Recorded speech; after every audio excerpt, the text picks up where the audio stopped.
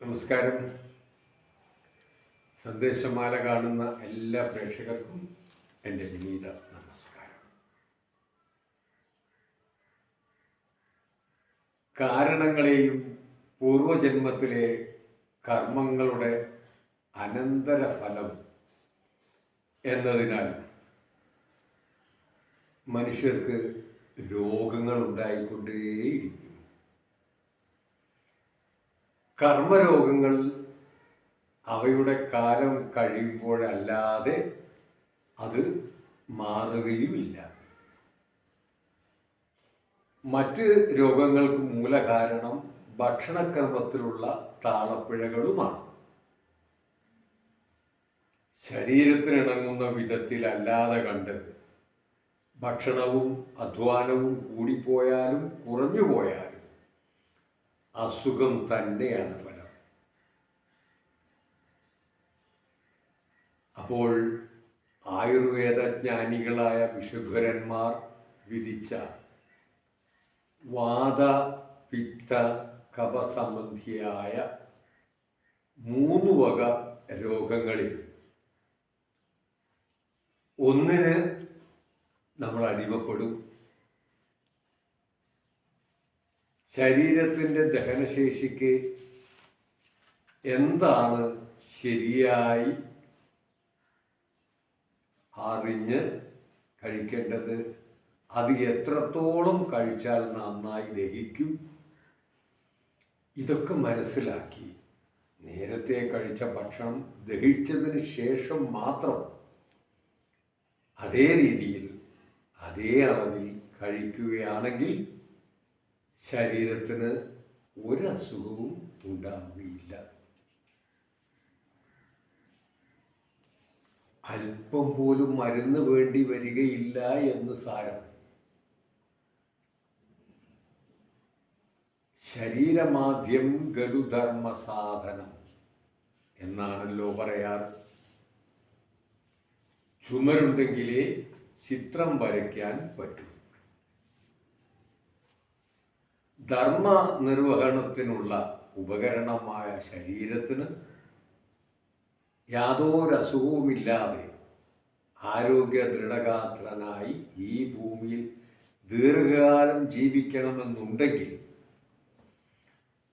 കഴിക്കുന്ന ഭക്ഷണം അമിതവും ദഹനത്തിന് നിരക്കാത്തതും ആകാതെ ശ്രദ്ധിച്ചേ പറ്റൂ.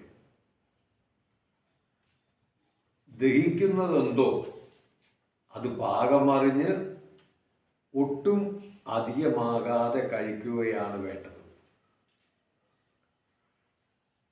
നമ്മൾ ആദ്യം കഴിച്ച ഭക്ഷണം അത് നന്നായി ദഹിച്ചു കഴിഞ്ഞു എന്ന് മനസ്സിലാകുമ്പോൾ വീണ്ടും കഴിക്കുക. നല്ല വിശപ്പ് തോന്നുക എന്നതാണ് അതിനുള്ള സൂചന.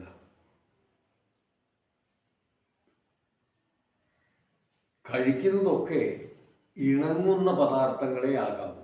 പരസ്പര വിരുദ്ധങ്ങളായത് രസവീര്യങ്ങളിൽ നിങ്ങൾ തമ്മിൽ ചേരാത്തതുമായ ഭക്ഷണ പദാർത്ഥങ്ങൾ ഒഴിവാക്കുക. അതായത് പാലും മോരും അടുപ്പിച്ച് കഴിക്കരുത്. അതുപോലെ നെയ്യും തേനും ചേർത്ത് കഴിക്കരുത്. ഇറച്ചിയും തൈരും മോരും കഴിക്കരുത്. മലയാളിയുടെ പ്രിയപ്പെട്ട ഭക്ഷണമാണ് പുട്ടും പഴവും. ഇത് വിരുദ്ധാഹാരമാണ്. കാരണം പുട്ട് വേവിച്ചതാണ്, പഴം വേവിക്കാത്തതുമാണ്. ഇത് രണ്ടും ചേരുകയില്ല. എന്നാൽ പുഴുങ്ങിയ പഴം പുട്ടിൻ്റെ കൂടെ കഴിക്കാവുന്നതുമാണ്.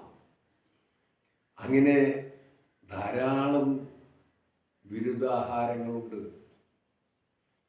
ഇതൊക്കെ ശരീരത്തിന് ദോഷകരമാണ്. പരസ്പര വിരുദ്ധമായ ഗുണങ്ങളുള്ള ഭക്ഷണം ഒരുമിച്ച് കലർത്തി കഴിക്കരുതെന്നാണ് പറഞ്ഞതിൻ്റെ സാരം. നമുക്ക് യോജ്യമായത് മാത്രമേ കഴിക്കാവൂ. രുചിയോടുള്ള പ്രതിപത്തി കാരണം അധികമായി കഴിക്കുന്നത് ഹാനികരമാണ്.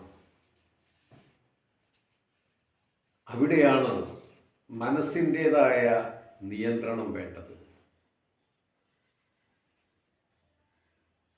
അങ്ങനെ യോജിക്കുന്ന ഭക്ഷണം അളവിന് മാത്രം കഴിച്ച് ശീലിക്കുന്നവരുടെ ജീവന് രോഗമോ മറ്റ് പരാധീനതകളോ ഒന്നും ഉണ്ടാകുന്നില്ല. എത്രയും മിതമായോ അതിൽ കുറച്ചോ ഭക്ഷണം കഴിക്കുന്നവന് അതൊരു ശിക്ഷയായി തീരുന്നില്ല.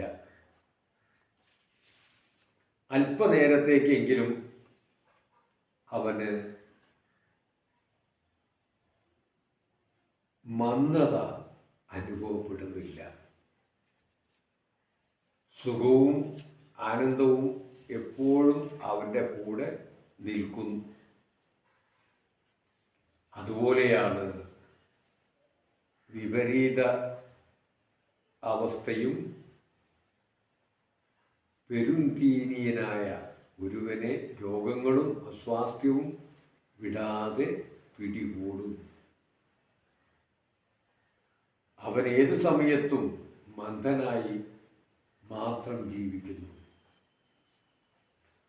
സ്വന്തം ദഹനശക്തിയുടെ ശക്തി, ഭക്ഷണം കഴിക്കേണ്ട സമയം, സന്ദർഭം, കാലാവസ്ഥ, ഭക്ഷണത്തിൻ്റെ അളവ്, ചുറ്റുപാടുകൾ ഇതൊന്നും അറിയാതെ കണ്ടപടി അമിതമായി അകത്താക്കുന്നവൻ പല പല രോഗങ്ങൾക്കും അടിമയായി തീരുന്നതാണ്.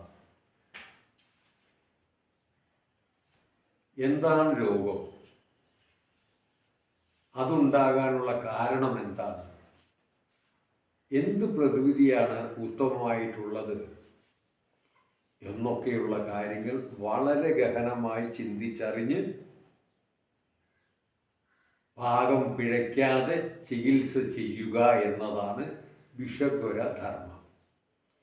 അവരുടെ വാക്കുകൾ ഒരു ചെവിയിൽ കൂടെ കേട്ട് മറ്റേ ചെവിയിൽ കൂടെ വിടാനുള്ളതല്ല, അത് അക്ഷരം പ്രതി പാലിക്കാനുള്ളതാണ്. ചികിത്സിക്കേണ്ട രോഗിയുടെ ശാരീരികവും മാനസികവുമായ അവസ്ഥകൾ, പ്രായം, രോഗത്തിൻ്റെ അപ്പോഴത്തെ നില, മാറുന്ന രോഗമാണോ, മാറാൻ കാലതാമസമോ അതോ മാരാരോഗം തന്നെയാണോ എന്നൊക്കെ നന്നായി ചിന്തിച്ചറിഞ്ഞ ശേഷമേ ചികിത്സ തുടങ്ങാവൂ. ഈ സമയത്തൊക്കെ ഭക്ഷണം കഴിച്ച് രോഗിയായ നാം ചികിത്സകനോട് സഹകരിക്കുക തന്നെ വേണം. എപ്പോഴും സഹകരിച്ചുകൊണ്ടേയിരിക്കണം ചികിത്സകനോട്. ഈ രോഗം താനേ വന്നതല്ല, നാം പണം കൊടുത്ത് വാങ്ങിക്കൂട്ടിയതാണ്. നാം ഇന്ന് നാവിന് വേണ്ടിയാണ് ഭക്ഷണം കഴിക്കുന്നത്. നാവിന് വേണ്ടി ഭക്ഷണം കഴിക്കാതെ വയറിന് വേണ്ടി ഭക്ഷണം കഴിക്കുക. എല്ലാ രോഗങ്ങളെയും ഉണ്ടാക്കി വെച്ച് അവസാനം എനിക്ക് ഈ ഗതി വന്നല്ലോ എന്ന് പറഞ്ഞ് കരയുന്നതിന് പകരം ഭക്ഷണം അത് കണ്ട് പ്രലോഭനങ്ങളിൽ വീഴാതെ ഒഴിഞ്ഞു മാറാൻ ശീലിക്കുക. പലരും ഭക്ഷണം കാണുമ്പോഴേക്കും ആ പ്രലോഭനങ്ങളിൽ വീടുപോകും. അത് പാടില്ല. അവിടെ നിന്ന് ഒഴിഞ്ഞു മാറാൻ ശീലിക്കണം. അപ്പോൾ ആനന്ദം താനേ വരും. ഭക്ഷണം കഴിക്കാൻ വേണ്ടി ജീവിക്കാതെ ജീവിക്കാൻ വേണ്ടി ഭക്ഷണം കഴിക്കുക. അപ്പോൾ നമുക്ക് ഒരു രോഗവുമില്ലാതെ സുഖമായി ആനന്ദത്തോടെ ജീവിതം മുന്നോട്ട് കൊണ്ടുപോകാൻ കഴിയില്ലേ എന്ന് വെറുതെ ഒന്ന് ആലോചിക്കുക.